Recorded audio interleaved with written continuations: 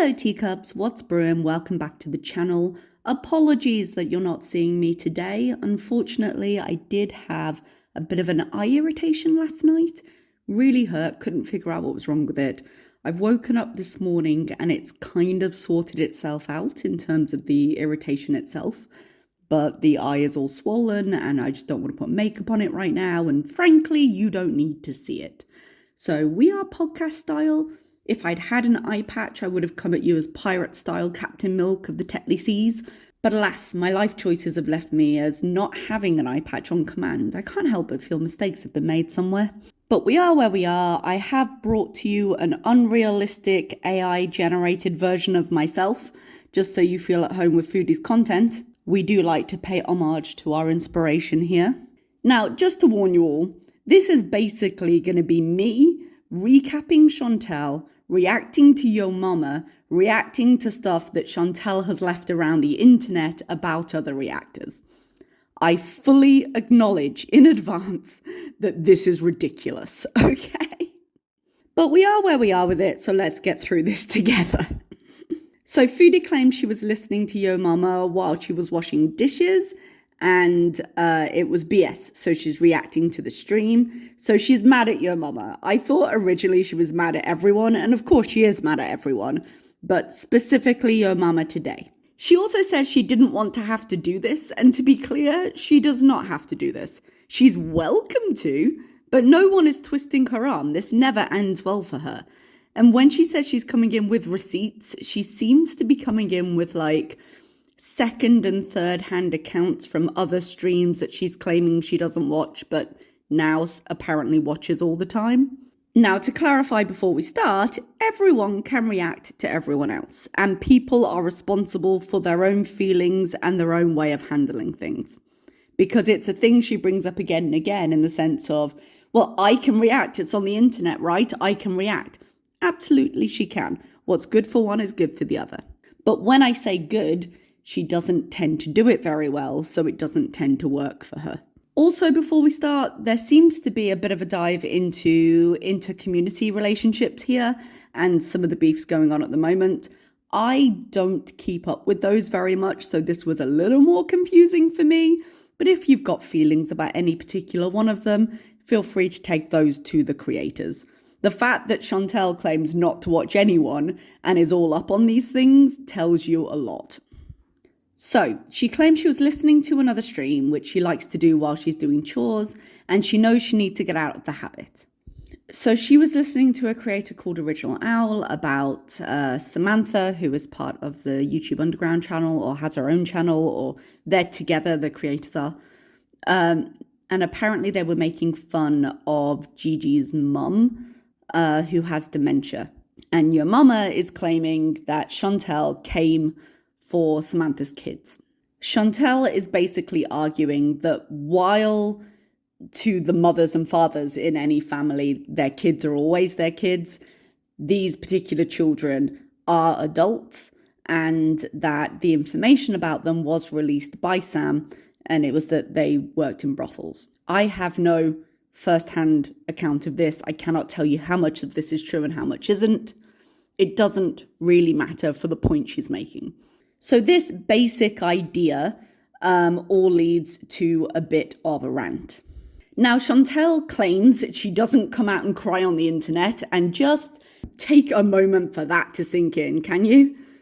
And she justifies coming in to defend Gigi by attacking Sam. So the comment was, making fun of an elderly person versus your prostitute adult daughters is not the same. Vile witch. I'm not sure how old this comment is at this moment, but very much in the spirit of Ramadan, yes? So Your Mama says, when are you going to stop? And Foodie's like, stop what? Defending myself? I'm not sure how that is defending herself. Like, the original comment had nothing to do with her, and she didn't need to make it. But she's mad about being criticized by Yo Mama, who I imagine, because generally speaking, they've been more friendly than not, she sees this as another betrayal on the internet. But the fact is, she didn't need to be involved with the original video at all. She calls his take a dumb reach. She says, and we will talk about this in a second, but she says that an elderly dementia patient is innocent. And yet, if we're going to be on that topic, she didn't seem quite so concerned when she put out Dee Dee's mom's nursing home and told everyone to go bother her.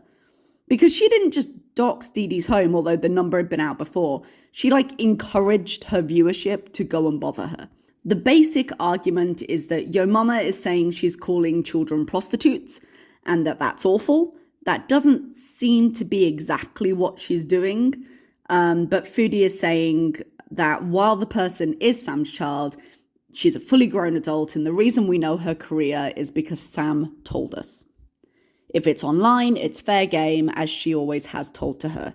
Now, personally, I would say I hate being put in a position to agree with our dear Mariam here, but she wasn't calling a child a prostitute. She was calling an adult a prostitute, and that adult happens to be the daughter of a reactor. Now, we could just not get involved, which is an option she did not take, but there we are. She thanks the ridiculousness of Yo Mama's streams for helping her get to 100,000 subs and her plaque. And dude, your bank account, or Salah's bank account, but your money, helped you get to 100,000 subs. Let's not be coy. She starts getting mad and asks us to name one time she's ever come for someone's family. Never. Off the top of my head here and now, I would say the aforementioned Dee Dee's mum in the nursing home. I remember her screaming about the fake Charlie Gold email saying, I bet I could find your parents.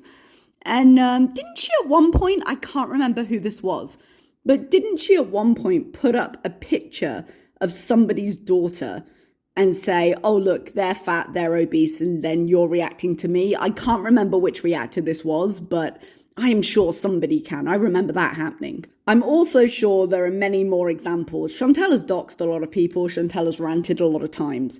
There are probably lots more examples. Now, her ranting about this is going to go back and forth through this whole live. So I'm not going to go into every detail in chronological order, but she circles around these thoughts quite a few times and basically saying it was justified. I was defending someone innocent who needed the help, and Gigi's mom didn't deserve it, which I didn't watch the stream where she was insulted, but sounds like she definitely didn't. I mean, an elderly dementia patient who's not online doesn't deserve that kind of harassment, but I do find it's a bit rich coming from Chantal, who has had no problem harassing the elderly in the past. So the second major thing she responds to in Yo Mama, there are only two, this isn't going to be very long, is Yo Mama tells Foodie to prove when she says she strikes down channels every day and she reports them every day. And this is really just Yo Mama calling her a liar, but Foodie takes it as it's wrong to use the strike system because Yo Mama says he doesn't bother with it and that he doesn't think we should be striking each other. So she's arguing that the system is there for a reason. And basically, my stance on that, it's wrong to abuse the system, but it does exist for a reason. So people should report if it's appropriate, but it shouldn't be abused to strike at each other because you're angry. Or a thing we see a lot in the community where people are just using it to get information to dox people. That's all bullshit. Now, Foodie's working up a bit of a head of steam at this point. She says next stream she's going to show all the emails pleading with them to take things down, them being YouTube. She says she doesn't have to prove anything to him, but she will because he's a liar. So marriage certificate when? She admits that every day was an exaggeration, but Chantal does pull up pictures of her report history. And I'll put some copies up here. Now, looking at this, it seems to be her reporting the thumbnails for hate and not the content. So I imagine that's the only thing they've reviewed. It's an odd thing to report, but I guess she thinks if she reports them for stealing content, then they'll say, well, it's transformative, so screw you. So she's going with thumbnails instead. She admits that she flew online in a rage to talk about this. I'm paraphrasing here. She didn't say in a rage, but she's not prepared with all her receipts because she was listening to Yo Mama, got angry and came straight online. but she will show them. We'll see. She might, but we'll see. She said she was busy tonight, so this will be a tomorrow thing, and by tomorrow she will have calmed down. And I did laugh because just as I was saying, going marriage certificate when, she caught herself as she was saying, like, if I've got proof, then I will absolutely prove things. But her marriage and visa don't count because she doesn't owe anybody that. So it's okay. Anyone else who's lying, if I've got proof, I'll prove it. But you're definitely lying about my visa and my marriage certificate, but I'm not showing you anything. She compares everyone to some reactor that watches ALR and says, you don't have to react. But somehow that does not apply to this moment and her. She says, I'm addressing your mama because, like, there's a silence. And she goes, anyway. Yeah, good reasoning. She does tell us later how great she is at arguing. And I'm like, really? She says if she goes back to Canada, she's going to start a court case and that you don't need a lot of money to do it. She's been mentioning that more and more. Maybe it's just an opening for her to leave the country, although going somewhere closer would be a better idea. I don't know if she's hoping to scrounge up enough super chats to make the purchase more comfortable for her, but we'll see. Oh, speaking of money, she says she could sue the pants off of YouTube for their creator support, admitting that they thought the videos were hate and not doing anything about it. Someone mentions biting the hand that feeds her, and it takes her a minute to get it, but she said she doesn't care. She says, I'm not stupid like most people in Girl World who can't even figure out how technology works. Says the woman who just had to stop the stream for a second to go ask Salah how to stream her browser so she could show us her report list, and still couldn't, had to take a screenshot to show us.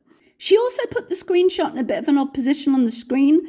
I haven't reported anyone, so I'm not sure how it usually looks, but was there a date on that corner that she hit? Is that just her trying to hide when she did it, or does it not show? I'll have to see if I can find out. In an extremely absent-minded statement, she says reactors can only take cheap shots because they can't make arguments. And oh my God, the projection. Who sat for an hour insulting my wig and makeup because she couldn't respond to my point about marriage and visas? That's the only private thing about her life, and it could be disproven with a receipt. It's a receipt she doesn't have. She goes off about Sam and Yabba again, and after this goes on for a while, someone asks her if she feels vindicated, and then Chantal tries to struggle back onto her high horse and say, it's not about vindication. She doesn't care if no one watches, do and say nothing and you'll never be criticised, so she knows it's coming. But she cared enough to buy her way up to 100,000 subs, so what do we know?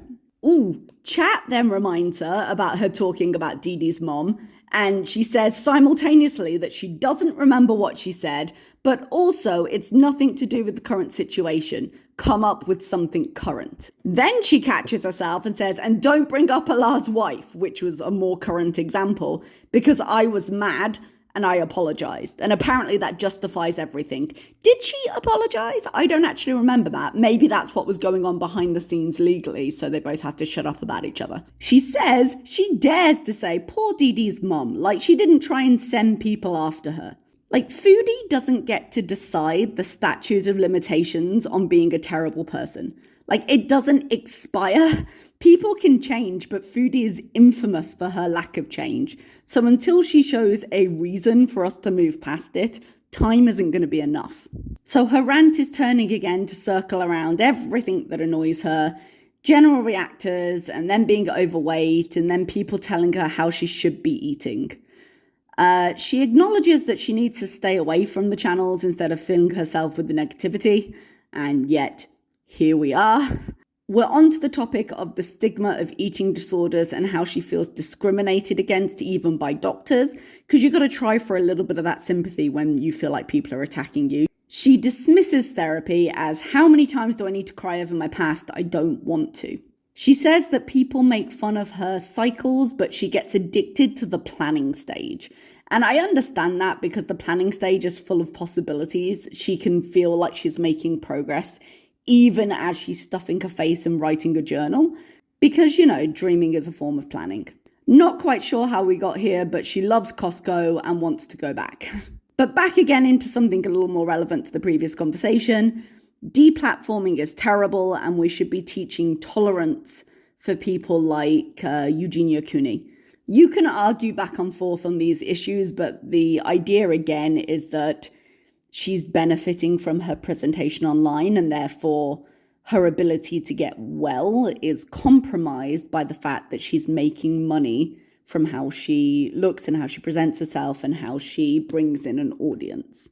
And that's the same argument people have for Foodie a lot of the time. And that's one aspect of why she's not getting better. She doesn't know what she's breaking her fast with today. It seems they're busy later for some reason. I guess we'll find out why. I am skipping through a lot of this because a lot of it is repeats at this point. Her two main points have been made. She starts telling a story and then she loses track of why she's telling it to begin with. But about when she went to Chapters with her grandma and she had parked her car too close to the edge. So someone had parked really close next to her. She opened the door to get in. She was too big to get in. And so her door touched the car on the other side. It didn't leave a mark, but the driver was mad. She apologized. The driver was still mad. So she started arguing back with him and calling him names. And he insulted her weight and she called him a redneck. Funnily enough, she couldn't remember exactly what she called him, but, you know, people of low intelligence go for the obvious insults. Again, even as she's doing the same. In this scenario, she called him a redneck, so I'm really not sure what she thinks she's proving. And the fact that she apparently can't remember what else tells me she probably went further. She says she's not a soft-voiced, pious woman still. And however, she loves fat people and doesn't make fun of them. Almost in the same breath, she's reminding people who are mentioning her weight to include themselves in that group. So it's fine to hate people when it's the reactors for any of their attributes, but not fine when people do it to her. I'm not saying either of us are in the right, but, you know, we're all wrong together is the very best way you can look at that. This goes on for a bit, but that's really the majority of it. I'm going to leave you there then. I know this is a bit of a short one, but when it starts going reaction to a reaction to a reaction to a reaction, it all gets a bit meta for me, and this is really the best way I can cover it. I hope the podcast style wasn't too confusing, and hopefully my eye will sort itself out and I'll be back with you soon. Thank you so much for watching, everybody. I'll see you next time. Bye-bye.